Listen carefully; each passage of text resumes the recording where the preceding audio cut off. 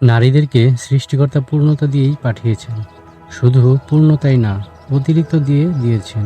তাই তো আমরা অপূর্ণ পুরুষ পূর্ণ করতে এই নারীদেরই প্রয়োজন হয়। চাঁদের বিশালতা মানুষের মাঝেও আছে। চাঁদ এক জীবনে বারবার ফিরে আসে। ঠিক তেমন মানুষ প্রিয় বা অপ্রিয় যেই হোক, একবার চলে গেলে আবার ফিরে আসে। যাদের জীবনে মজার অংশ কম, তারা অন্যের মজা দেখে আনন্দ পায়। দুধের স্বাদ ভাতের মারে মেটানোর মতো।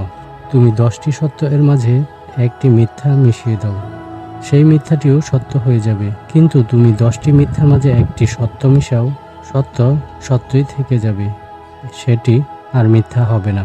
সত্য আসলেই সুন্দর। ভালোবাসাবাসির ব্যাপারটা হাততালির মতো। দুটো হাত লাগে, এক হাতে তালি বাজে না। অর্থাৎ একজনের ভালোবাসায় ভালোবাসা হয় না।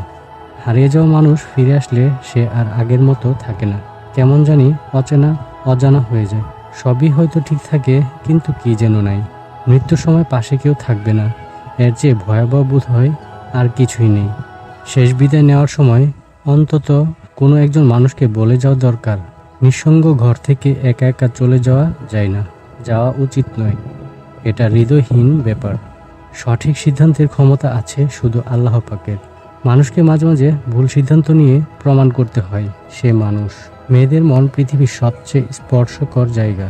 এই মনকে অনেক কঠিন বিষয় সহজে মেনে নেয়, আবার অনেক সহজ বিষয় সহজে মেনে নিতে পারে না। গাধা এক ধরনের আদরের ডাক।